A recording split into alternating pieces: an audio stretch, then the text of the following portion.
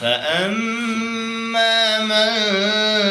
طغى وآثر الحياة الدنيا فإن الجحيم هي المأوى وأما من خاف مقام ربه ونهى النفس عن الهوى فإن الجنة هي المأوى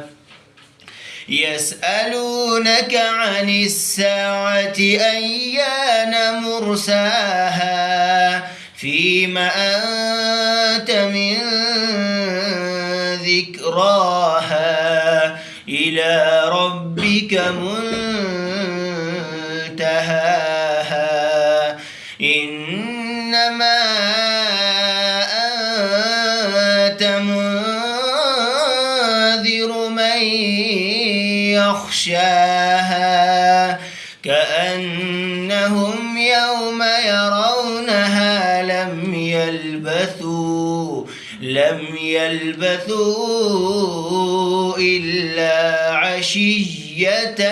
أو ضحاها.